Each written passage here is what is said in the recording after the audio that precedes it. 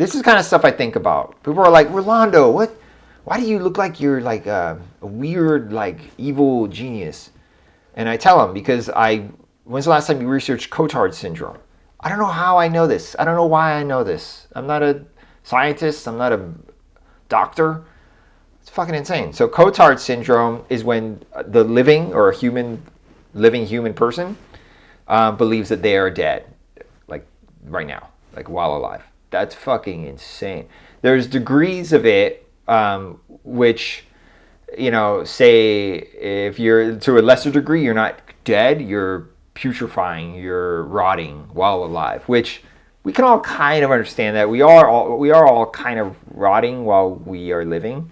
And then that's why we have lotion and whatever fucking creams and all that shit to try to keep us like fresh. And we even like, what is it?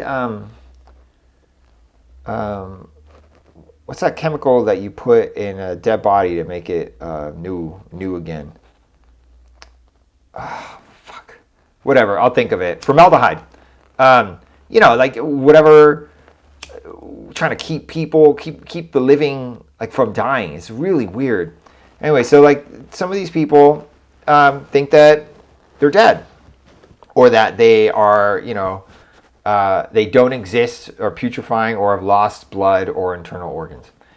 Neurologist and psychiatrist Jules Cotard described the condition as a psychiatric syndrome of varied severity. Hey, varied severity. Okay, a mild case, I guess the most mild case is self-loathing or despair. All right, I mean, fuck, every emo kid thinks they're dead already then, I guess. Emo even popular? I don't think emo's gone. Nobody cares about emo anymore. Now it's like memes, I guess. I don't fucking know. In the case of Mademoiselle X, describes a woman who denied the existence of parts of her body and of her need to eat. Oh, some people starve themselves because they don't need to eat because they think they're dead. Fucking insane.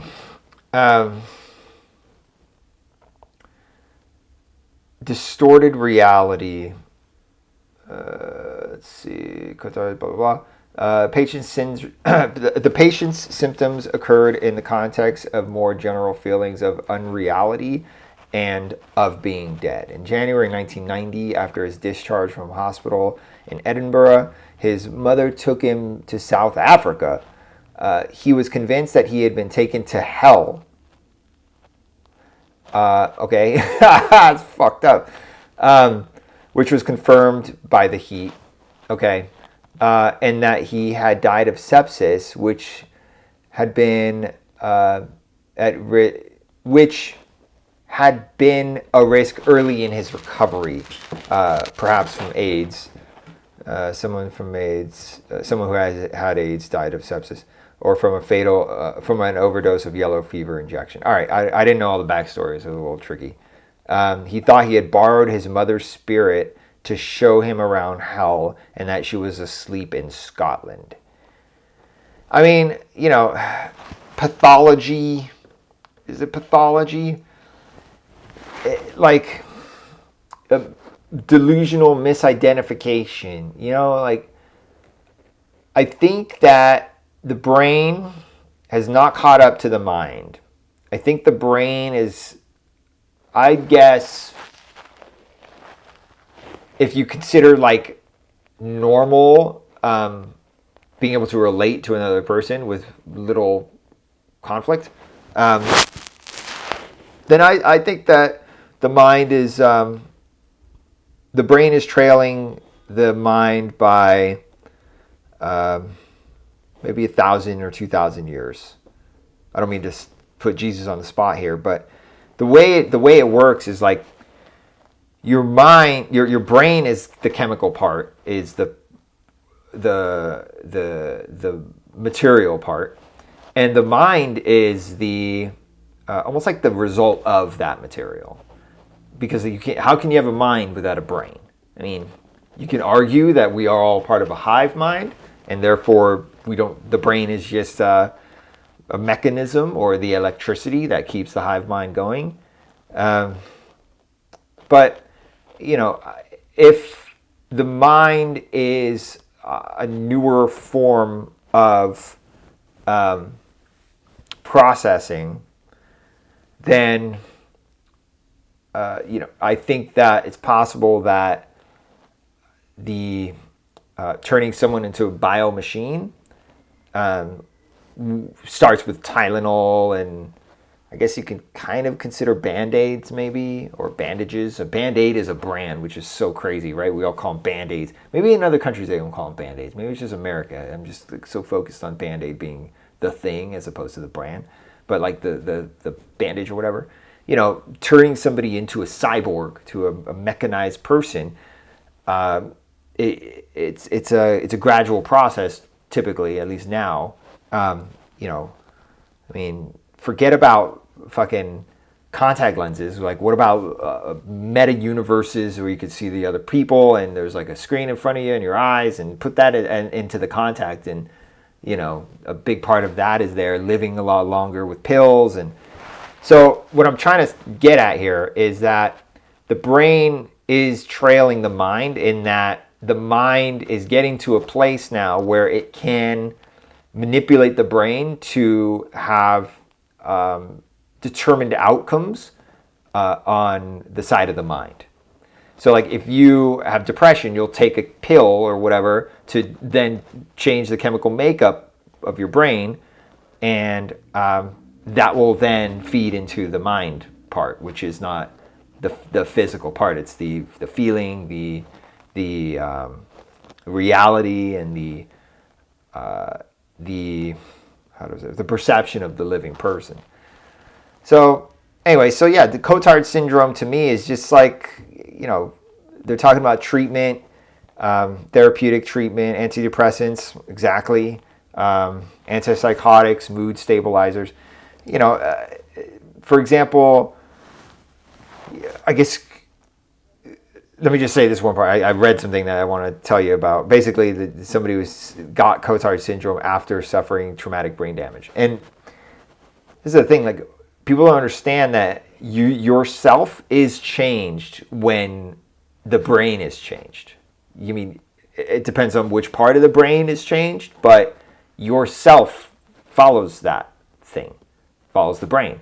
The brain is the machine. Read Steven Pinker's book. What was the first one I read of him? What was the first one called? The Blank Slate, The Ghost of the Machine. You are the outcome of the body. You might think you're the body. Like, these people think they're the body, probably too much, honestly. If you attach yourself, like you're staring at yourself in the mirror all the fucking time, it's like you become aware of yourself, and that's not always good. Sometimes I think that you should be careful not to go in either direction, either become too vain and too egotistical, which will then place you almost like outside of the goings-on of everyday lives of people. And then that's why we all look at you like you're an asshole, and we all talk about you like you're an asshole, because you are. Because if anybody with an intense ego, my ego is pretty strong. I wish it wasn't as strong, but I'm working on tamping that down. But I'm not better than anybody. Don't even get me started on the self. Watch Charles Manson's little speech he gave when he was being questioned, and they asked him, "Who are you?" And he said, "Nobody." So, to a degree, I do feel like I am nobody in a sense. If anything I said just now about the reality of yourself not being necessarily tied to you, so it's more of just like the outcome of a birth that once happened. Anyway, I'm going off the fucking rails.